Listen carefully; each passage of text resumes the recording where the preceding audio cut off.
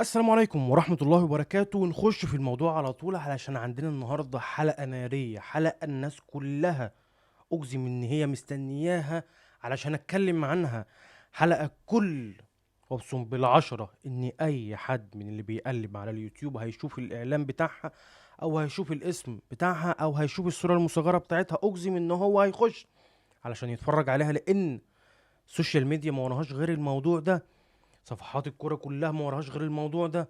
الناس كلها بتتكلم عن الموضوع ده، اهلاويه زملكاويه، ده بالعكس الزملكاويه اكتر ناس بيتكلموا عن الموضوع ده. ما اعرفش بقى حرقان ولا جهل ولا حقد، ما اعرفش، يعني انا اجزم ان الناس كلها بتتكلم عن الموضوع ده من كبيرهم لصغيرهم.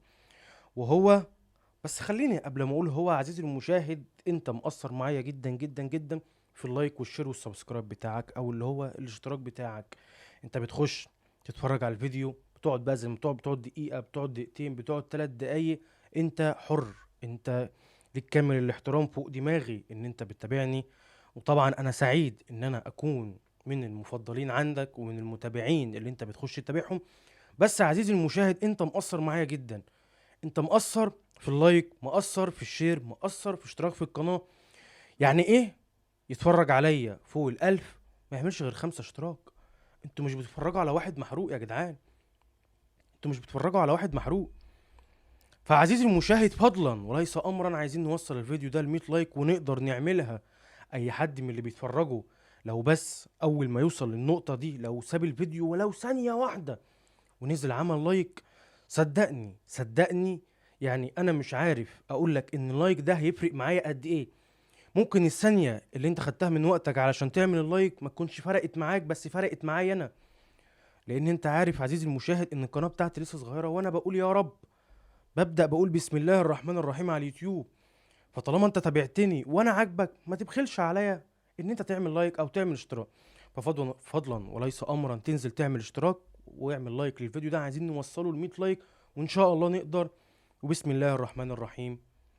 صفقات النادي الاهلي، الصفقات اللي الناس كلها بتتكلم عنها، الصغير والكبير، المحترم، الغني والفقير، الناس كلها بتتكلم عن صفقات النادي الاهلي. ليه بقى الناس كلها بتتكلم عن صفقات النادي الاهلي؟ نسيب القلم بقى واجي اتكلم معاك. ليه الناس كلها بتتكلم عن صفقات النادي الاهلي؟ صفقات النادي الاهلي لو رجعنا بالزمن ورا شويه، من اول ما الكابتن محمود الخطيب مسك، ربنا يشفيه ويتولى امره، من اول ما الكابتن الخطيب مسك النادي الاهلي او مسك رئاسه النادي الاهلي، والصفقات كلها عليها علامات استفهام. النادي الاهلي اخر 4 سنين مع سيراميكا او مع اي فريق تاني في الدوري المصري عمل 22 صفقه تبادليه. لعيبه جت ولعيبه مشيت، لعيبه بتيجي عندك انت ما انتش عارف تسوقها، لعيبه اجنبيه بتيجي عندك في اللي بيكون مصاب زي اشرف داري اللي انت ما عرفش عدى من النادي الاهلي ازاي وعدى من كشف الطبي ازاي، بس ده اتكلمنا فيه ومش هرجع اتكلم في الموضوع ده تاني. ولو انت عايز تسمع اتكلمنا فيه ارجع في الفيديوهات القديمه بتاعتي، هتلاقينا متكلمين في فيديو مخصوص عن صفقات المضروبه او فضايح ملف انتقالات النادي الاهلي، وهتلاقي عاملين فيديو كامل او دقايق كبيره لوحدها عن اشرف داري وان هو ازاي عدى من الكشف الطبي. لان لو كان كشف طبي بير سلم كان هيكتشف ان ده لعيب عنده اصابات مزمنه، وما علينا من القصه دي. صفقات في النادي الاهلي بقالها فتره كبيره، وانا هتكلم بصوت مشجع للنادي الاهلي. انا حاليا طبعا في فيديوهاتي انا هشيل انتمائي على جنب، بس لما هاجي اتكلم عن النادي اللي انا بنتمي ليه هلبس انتمائي تاني. انا مشجع للنادي الاهلي، انا مشجع، بحب كورة النادي الاهلي. انا طلعت لقيت حبي لنادي الاهلي فترة، يعني انا لقيت والدي ربنا يديله طول العمر والصحة بيشجع النادي الاهلي، وجدي الله يرحمه بيشجع النادي الاهلي، فانا طلعت بشجع النادي الاهلي، وان شاء الله من بعد ابني هيشجع النادي الاهلي. فانا لما باجي اتكلم انا بتكلم مشجع للنادي الاهلي فقط لا غير، انتمائي للنادي الاهلي. لما الاقي ان الاهلي اخر كام سنه الصفقات بتاعته كلها وحشه، بخلاف صفقه وسام ابو علي، فلا احنا لازم نقف في النقطه دي، لازم حد يتكلم في النقطه دي. زملكاويه كتير اتكلموا عليها، قناه نادي الزمالك اتكلمت عليها، قناة اي نادي تاني غير النادي الاهلي اتكلموا عليها، بس كلهم بيتكلموا ان ده غسيل اموال. كل واحد بيتكلم عكس انتماء النادي الاهلي بتاعه، بيتكلم علشان يوقع النادي الاهلي. انا غير، انا مش عايز حاجه من النادي الاهلي، انا عمري ما احب النادي الاهلي يقع. بس انا بتكلم، يعني انا بتكلم معاك عزيزي المشاهد، يعني انا دلوقتي هتكلم معاك كلام وهندردش مع بعض. انا لا هتكلم بصفه رسميه، ولا ان انا هاجي اقول ان ما ينفعش موضوع ده زي ده يحصل. انا هتكلم معاك دلوقتي وهندردش مع بعض في موضوع زي ده. هل انت عزيزي المشاهد شايف ان النادي الاهلي يستحق الصفقات كلها اللي جت على مدار الاربع سنين اللي فاتوا؟ خلينا ناخد اخر اربع سنين. هل شايف ان في صفقة علقت مع حد من جمهور الاهلي من الاربع سنين اللي فاتوا؟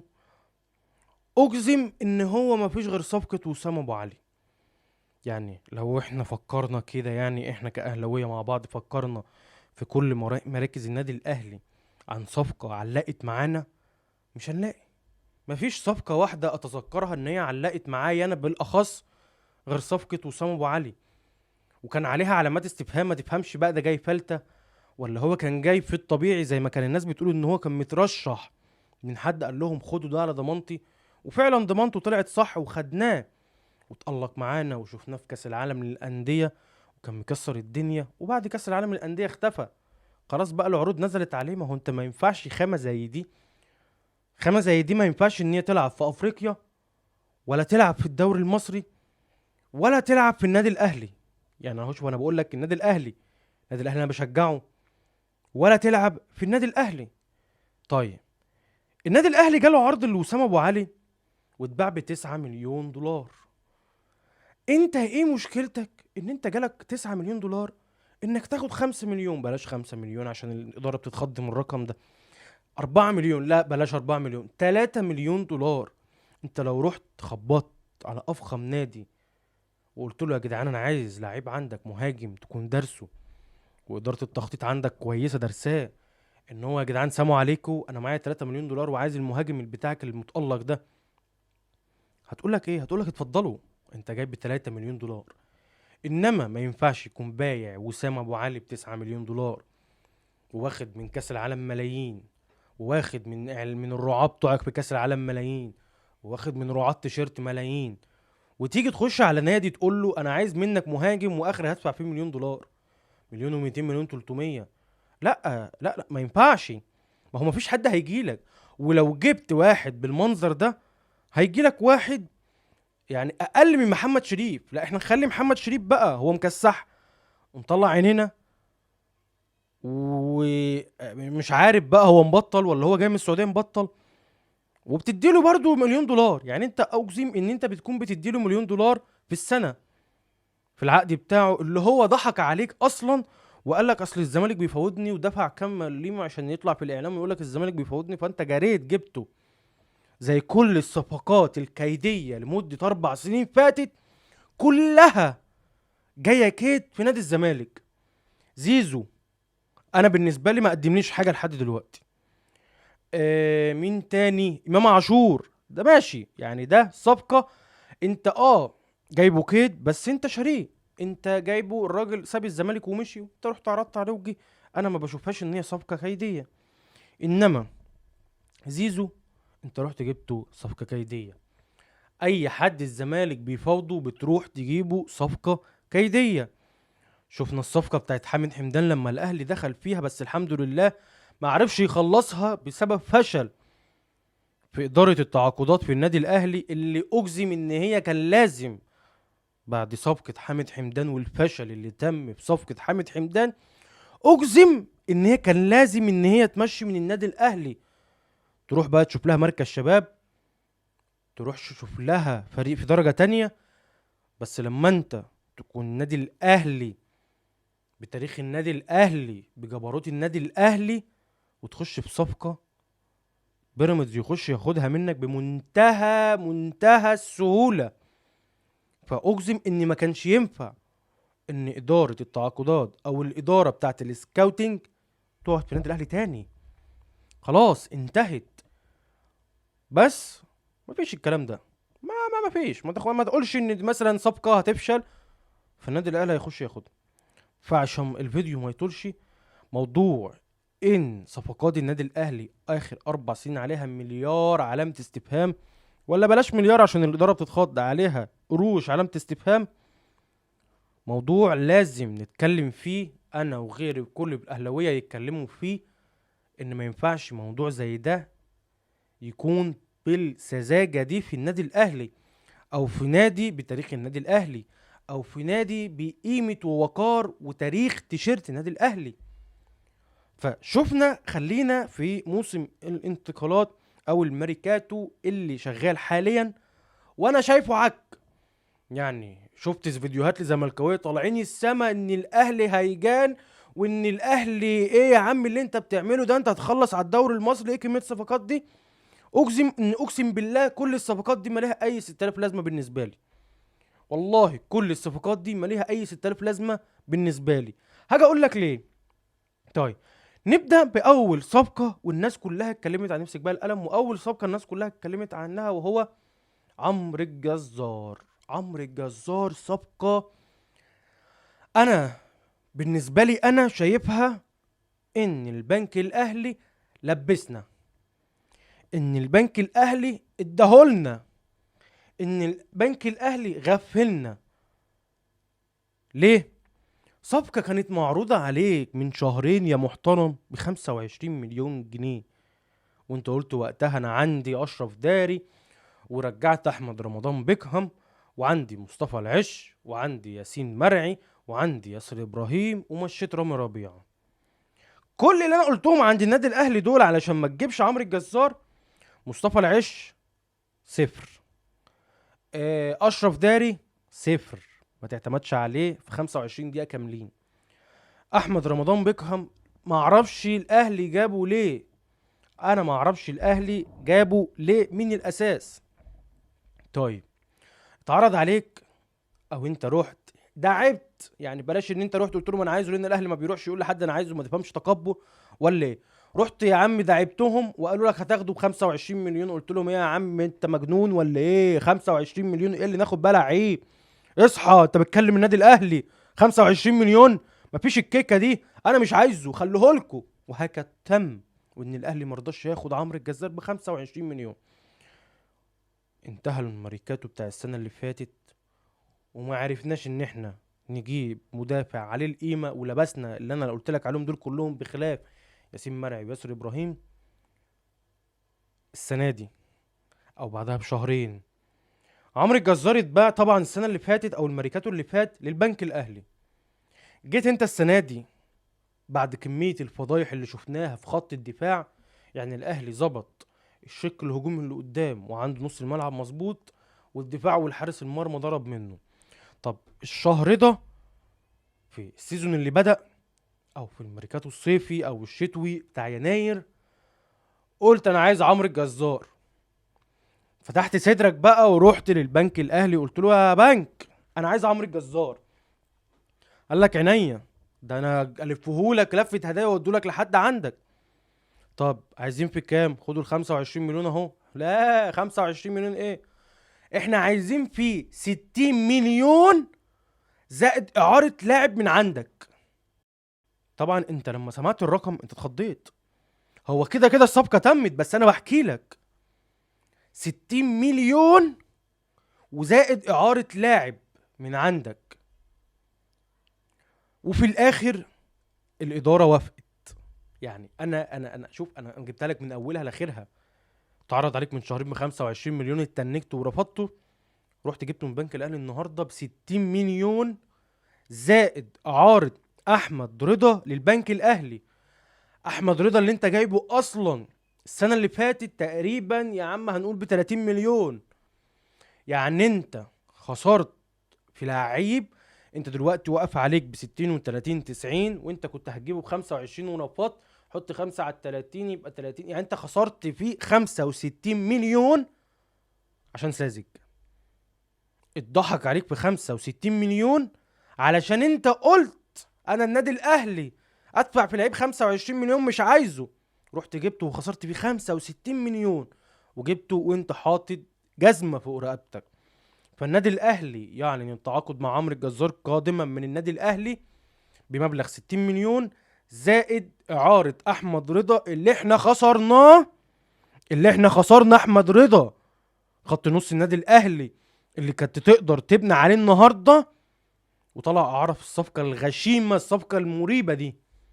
طيب، مين تاني الاهلي اعلن عنه بصفقات النادي الاهلي؟ مروان عثمان. مروان عثمان القادم من نادي سيراميكا كليوباترا، اللي بقى توأمة للنادي الاهلي حاليا. كان الاهلي الاول بيعمل تأم على الجونه، اي لعيب مش عايزه بيوديه الجونه وياخد من الجونه. بعد كده بقى زد، بعد كده حاليا بقى سيراميكا كليوباترا اللي بقى فيه حاجات مريبه بتحصل. مروان عثمان انت رحت خدته من سيراميكا كليوباترا مجاني. شوف انا جايب لك اهو، الاهلي يا عم، الاهلي فاجر، راح خد منهم مهاجم يعني على الاقل احسن من الاثنين اللي عندك، احسن من مروان، احسن من محمد شريف، واحسن من جرادي شار. جميل. رحت جبت مروان عثمان اعاره 6 شهور فقط، اعاره 6 شهور، وليس تحت بند ان انت ممكن تشتريه. ادي اول غباء. طيب، في المقابل الاهلي طلع في الصفقه دي اعاره 2 لعيبه، اعاره 2 لعيبه مقابل صفقه. يعني مروان عثمان اتفك باتنين. مروان عثمان اللاعب المحلي اتفك باتنين من النادي الاهلي، وهما الاهلي ادالهم محمد عبد الله وعمرو كمال. طيب، الاتنين برضو اعاره 6 شهور، يعني ده اعاره 6 شهور وده اعاره 6 شهور، وانت خدت من مروان عثمان اعاره 6 شهور. طيب، طب كويس. يعني انا الصفقه دي شايفها كويسه شويه لحد ما، لان انت عندك مهاجم، يعني انت جبت مهاجم كويس ومهاجم موهبه. لو اعتمدت عليه جنب المهاجم الاجنبي، اقدر اقول لك ان انت مأمن شويه خط النص بتاعك، اللي اعتمدت شويه يا ربي ان انت عندك امنت الهجوم بتاعك. طيب، نيجي للصفقه الثالثه اللي عليها جدال كبير، وصفقه احمد عيد من النادي المصري. صفقه احمد عيد من النادي المصري كانت صفقه غريبه، صفقه مش مفهومه. يعني انت مشيت عمرو كمال اللي انا شايفه على الاقل اداؤه احسن من احمد عيد. طيب، انت جبت احمد عيد من النادي المصري مقابل ان انت اديتهم مصطفى العش اعاره. وفي كلام بيتقال بس انا ما اعرفش ده رسمي ولا لا، بيني وبينك علشان ما اكدبش، ان هم خدوا عمرو الساعي بيع نهائي. لو الكلام ده حصل وعمرو الساعي راح بيع نهائي زائد مصطفى العش مقابل ان انت تاخد احمد عيد، فدي صفقه غشيمه، صفقه احنا لبسناها برضو. لعيب مش احسن حاجه، لعيب ما بيلعبش اساسي في فرقته، طلعته قصاده عمرو كمال اللي بيلعب اساسي كل فين وفين عندنا، ومستواه احسن على الاقل من احمد عيد. فصفقه احمد عيد الاهلي اعلن عنها من النادي المصري قصاد ان هو طلع مصطفى العش اعاره، وعمر الساعي ما اعرفش بقى هل هو بيع مباشر ولا كان برضو اعاره، لسه محدش اعلن وكله خايف يتكلم في النقطه دي. طيب، الصفقه الرابعه اللي الاهلي اعلن عنها وهي بالعمري. بالعمري الاهلي كان مخلص فيه من زمان، من اول ما بدات افريقيا الاهلي كان مخلص فيه يوسف بالعمري، وما كانش قادر ان هو يعلن عنه علشان كانت افريقيا شغاله، وكان هو بيلعب في المغرب، او هو كان احتياطي على دكه في منتخب المغرب. فطبعا اول ما افريقيا انتهت اللعيب جه مصر على طول عمل الكشف الطبي، ورب يستر ان هو يكون الكشف الطبي كويس وما يكونش بيه حاجه مزمنه زي ما شفنا مع اشرف داري المغربي. طيب، الاهلي اعلن عن يوسف بالعمري، وفي كلام بيتقال ان المدرب مش عاوزه اصلا، او هو مش مقتنع بيه وشايف ان كوكا، احمد حسن كوكا، احسن من يوسف بالعمري. وربنا يستر، لان ده هتبقى مصيبه ان انت تكون جايب لاعب اجنبي والمدرب بتاعك شايف ان احمد كوكا احسن منه. احمد كوكا اللي مفيش اي حد مقتنع بيه نهائي، المدرب بتاعك شايف ان هو هيكون احسن من يوسف بالعمري. فدي الصفقه الرابعه. الاهلي عنده صفقتين شغال عليهم بخلاف صفقه المهاجم. في صفقتين الاهلي شغال عليهم بخلاف صفقه المهاجم، وهو هادي رياض من بتروجيت. الاهلي بيفاوض بتروجيت ان هو عايز ياخد منهم هادي رياض، وانا شايف ان الصفقه ده هتبقى كويسه، لان انت هتامن موضوع خط الدفاع بتاعك شويه شويتين 3 4 بهادي رياض. تمام. ففي كلام رايح جاي بين الاهلي وبتروجيت على صفقه هادي رياض. اللي لسه ما فيش حاجه رسميه او الاهلي ما اعلنش عنها، بس انا بقول لك هنا من منبري هذا عزيزي المشاهد ان الاهلي بيفاوض بتروجيت على صفقه هادي رياض ان هو يجيبه النادي الاهلي. مقابل ايه ما نعرفش، فلوس اعارات ما نعرفش، في حد تاني طالع من النادي الاهلي ما نعرفش. طب الصفقه بقى اللي عليها جدال كتير جدا، الصفقه اللي لحد امبارح كان الاهلي بيخلص فيها بهدوء خالص، ولا توتر ولا زحمه، ولا مين دخل في الصفقه ولا مين عاد ولا مين قال، والناس كلها كانت عارفه بيها وكانت الدنيا ماشيه مظبوط. وهو صفقه اللاعب الاردني الموهبه الابرز في الاردن، وهو عودة فخوري. عودة فخوري شفناه مكسر الدنيا مع الأردن في كأس العرب، شفناه كان واكل الجو في كأس العرب، شفناه قصاد مصر في كأس العرب نزل دغدغ الدنيا، أو كان بادئ أساسي دغدغ الدنيا. وفي ناس كتير من الأردن اتكلموا إن ده صفقة جبارة، لو الأهلي خلص معاه واعتمد عليه، أو المدرب يستر مدرب النادي الأهلي اداله وقت معقول، أجزم لك وخدها مني صريحة إنه هو، شوف بقى وحط تحتها مليار خط، انه هو ممكن يقعد لك تريزيجيه وبن شرقي. صدمه صح؟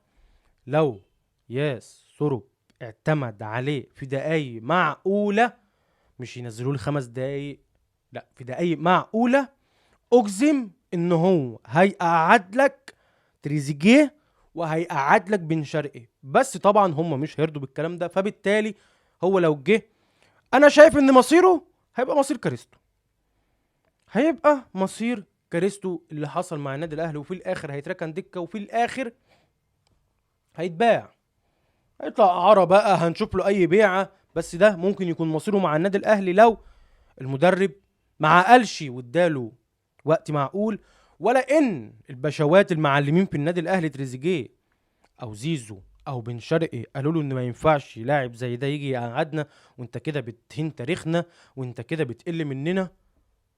فبالتالي لو هو ما لعبهوش هيبقى مصيره زي كريستو. طب ده الشق اللي بنتكلم عنه للنادي الاهلي. نيجي بقى لنفس الصفقه اللي لحد امبارح كان الاهلي بيخلص فيها بهدوء تام، النهارده يتعلن رسميا من داخل نادي بيراميدز ان هو دخل في صفقه عوده فخوري.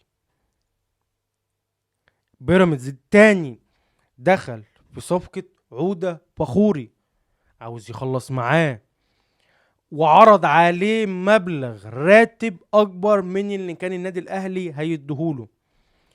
طيب اقول لك حاجه بقى، يعني اقول لك حاجه، اداره الاهلي مش سايبانا اختيار، يعني اداره النادي الاهلي مش سايبانا اختيار ان احنا نقول ان احنا عندنا اداره تعاقدات النادي الاهلي رجاله هيخلصوها. انا اجزم ان لو بيراميدز فعلا دخل في الصفقه دي، وهو فعلا دخل في الصفقه دي بالكلام، مسؤول من داخل نادي بيراميدز صرح النهارده للاعلام ان 75% الصفقه دي هتنتقل لبيراميدز، زي ما شفنا في حامد حمدان لما بيراميدز دخل خلص فيه بكل سهوله.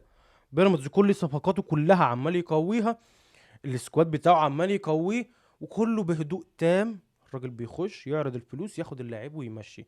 انما عندنا في النادي الاهلي الناس كلها بتعرف الاهلي بيتكلم مع مين، مليار اسم بتعالى ان الاهلي بيخلص معاه، ما انتش عارف الاهلي هنا ولا هنا ولا هنا ولا هنا، ده عك في عك. بس انا خليني في صفقه عوده فخور الموهبه الابرز في الاردن، ان بيراميدز دخل في الصفقه مع النادي الاهلي بعرض راتب اعلى من اللي الاهلي كان هيعرضه للاعب، وقد اجزم ان 75% من الصفقه دي هتروح لبيراميدز. طيب رايي انا، لو الصفقه دي فعلا راحت لبيراميدز، اقسم بالله لو اداره التعاقدات في النادي الاهلي ما اعلنتش استقالتها وراحوا بقى سرحوا في اي حته تانية غير ان هم يديروا النادي الاهلي في ملف التعاقدات، يبقى الاهلي ماشي غلط. يبقى الكابتن الخطيب ياخد بقى الحاشيه بتاعته بالهيله بيلا بتاعته دي كلها، ويروح يشوف له اي نادي تاني بقى يروح يتعالج، ويسيب حد يدير النادي الاهلي صح، حد يحط خطه للنادي الاهلي صح. فبالتالي كلنا قاعدين مستنيين نشوف صفقه عوده فخوري هتعمل ايه في النادي الاهلي. هل هو بيراميدز هيخش يخلص فيها فعلا، ولو دخل خلص فيها يبقى الاهلي ماشي غلط، الاهلي بيدار غلط، الاهلي هيودي نفسه في حيطه سد. اكبر عك هقدر اقوله لك النهارده ان الاهلي عنده ماتش بكره الساعه 6 على استاد برج العرب مع يانك افريكانز في الدوري ابطال افريقيا في دور المجموعات، اللي انتوا الاتنين متساويين في النقاط، هو 4 نقاط وانت 4 نقاط، والاهلي داخل من غير مهاجم.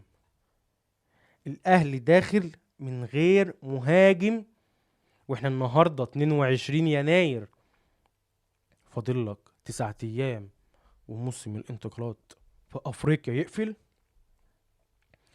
فاضل لك 17 يوم وموسم الانتقالات المحلي يقفل، والاهلي لم يعلن عن قدوم المهاجم حتى الان. دي حاجة غلط، ومفروض عزيزي المشاهد تكون انت عارف بحاجة زي دي. يعني انت داخل تلعب افريقيا من غير مهاجم، والادارة نايمة في الخط، ادارة التعاقدات نايمة في الخط. سيد عبد الحفيظ اللي كلنا كنا حاطين املنا عليه لحد النهارده ما شفناش منه حاجة. الناس كلها كانت فرحانة منهم انا ان سيد عبد الحفيظ داخل في الاهلي وماسك ملف التعاقدات او ماسك ملف كرة القدم، ولحد النهارده ما قدمش حاجة. انا بالنسبة لي ما قدمش حاجة، انا بالنسبة لي ما عملش اي حاجة، انا بالنسبة لي هو فاشل لحد النهارده في ملف التعاقدات بتاع النادي الاهلي وفي ملف كرة القدم.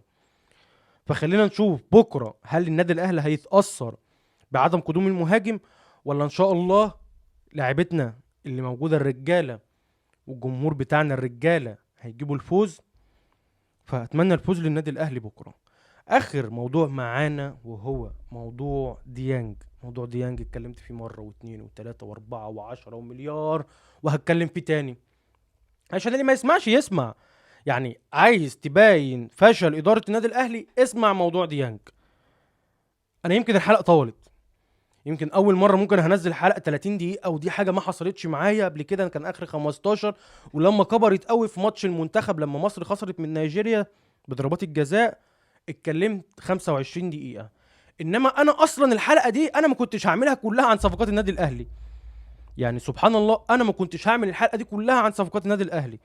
ده انا كنت هعمل فيها صفقات النادي الاهلي، وهعمل فيها انتقال ناصر ماهر لبيراميدز، وهعمل فيها وقف القيد لنادي الزمالك، وهعمل فيها بلاوي كتير. انما يشاء القدر ان الصفقه او ان موضوع الحلقه كله يبقى عن صفقات النادي الاهلي. مش مشكله، ما عنديش مشكله، انا ما عنديش مشكله، انا متكيف، واللي بيتفرج عليا يكون متكيف ويكون بيتفرج على حاجه كامله، ما يحصلوش اي ضربات ويطلع من هنا يخش لهنا، تبقى الحلقه كامله. ففضلا وليس امرا قدر المجهود يا عزيزي اللي انا بتكلم فيه، ولو وصلت لحد هنا فضلا وليس امرا وحياة حبيبك النبي لا تنزل تعمل لايك. مش هياخد منك ثانية اقسم بالله، بس اللايك ده ممكن ما يفرقش معاك السنة دي، مش هتفرق معاك، بس والله والله هتفرق معايا انا، هتفرق مع القناة بتاعتي. وبالمرة وانت نازل تعمل لايك كده، عندك بتاع احمر كده مكتوب عليه سبسكرايب لو انت انجليزي، ومكتوب عليه اشتراك لو انت عربي، دوس عليه. وعندك جرس جنبه، عاوز تدوس عليه يبقى كرم منك، مش عاوز برضو على عيني وعلى راسي. فنرجع لموضوع ديانج تاني. موضوع ديانج اللي الاهلي حاليا عنده في نص الملعب مروان عطية وديانج واحمد حسن كوكا اللي بيلعب باك وبيلعب خط نص، اللي في الاتنين عك. بس خلينا في ديانج. ديانج النهارده فاضل في عقده 6 شهور وانت مش عارف تجدد له، وزاد وغطى ان انت جاي لك عرض من النادي الاسباني فالنسيا ان هو عاوز اليو ديانج. وده طبعا اي لاعب لو العرض ده حقيقي، والله لو عرضت عليه في الدوري المصري يقول الدوري المصري بقرفه، يا عم ده انا اروح الدوري الاسباني، هروح في نادي قديم جدا في اسبانيا، نادي له جمهور، ملاعب نظيفه، اعلام، تدريبات نظيفه، اكل نظيف، فلوس نظيفه، كل حاجه نظيفه. فلما يتعرض على اليو ديانج نادي زي النادي فالنسيا، فانت ما تستناش منه ان هو يقول لك انا هسيب النادي ده وهاجي اقعد معاك في الدوري المصري. فانت ديانج هيخلع منك. ديانج معروض عليه او النادي بتاع الدوري الاسباني عرض عليك ان هو هياخد منك ديانج، هيشتري منك ال6 شهور بتوعه بنص 500 الف دولار او نص مليون دولار. هتيجي تقول لي ما هو قيمته مش كده، هقول لك ماشي، ما هو بيشتري منك الست شهور بتاعه، وهو لو مش عايز يدفع 6 شهور يا باشا وهيجي له فري، وانت طالع بالمولد بلا حمص، يا مولاي كما خلقتني. فانت عندك ديانج اجزم ان هو هيمشي من النادي الاهلي، والاهلي رد على برنس قال لهم احنا عندنا ماتش مهم بكره، او من قبلها لما رد عليهم قال لهم احنا داخلين على ماتش مهم، نعدي الماتش ده وهنرد عليكم، فاجزم ان هو هيمشي. طيب انت عندك ديانج مشي ما عرفتش تحافظ عليه، حامد حمدان ما عرفتش تجيبه، احمد رضا اللي كان مستقبل خط النص طلعته اعاره في صفقه عمرو الجزار المريبه، فاضل لك مين؟ ما هو ما تقوليش ان خط النص كامل هيقف بمروان عطيه وهيقف باحمد حسن كوكا، فدي انت عندك مشكله كبيره. ما اعرفش ايه حكايه الاهلي في ان كل مركز لازم يضرب. ظبطت الهجوم وخط النص ضرب منك الدفاع، بدات تظبط الدفاع ضرب منك خط النص، هتيجي تظبط خط النص الهجوم هيطير منك، وامام عاشور هيمشي وعنده عرض اوروبي ما يترفضش، عرض اوروبي ما يترفضش، فهيضرب منك الهجوم تاني. فالنادي الاهلي فيه تخبطات كبيره جدا في ملف التعاقدات والصفقات بتاعت النادي الاهلي اللي مودينا في 60 داهيه. ده كل الموضوع في صفقات النادي الاهلي لحد وقتنا هذا، مفيش اي حاجه جت طلعت. لو طلع اي حاجه تانية انا مش هخبيها عليك، انا مش هخبيها عليك، وهطلع في فيديو مباشر على طول، حتى لو لسه نازل ده من نص ساعه هطلع في فيديو عزيزي المشاهد واقول لك ايه اللي تم في الصفقه الجديده، او ايه اللي تم في صفقات النادي الاهلي.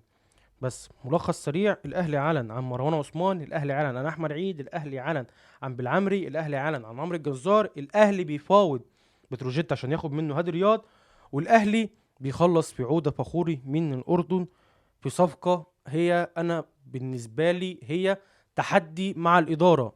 عرفت تخلصوا قصاد بيراميدز اللي دخل يخلص معاك يبقى انت مية مية، ما عرفتش يبقى قدم استقالتك خد بعضك وامشي. ادارة التعاقدات كلها. طولت عليك عزيزي المشاهد انا عارف، بس كان لازم اقول لك كل حاجه علشان ما ابخلش عليك باي معلومه. ففضلا وليس امرا للمره الثالثه انزل اعمل لايك وما تنساش الاشتراك وما تنساش تصلي على سيدنا محمد اشرف الخلق وخاتم الانبياء. والسلام عليكم ورحمه الله وبركاته.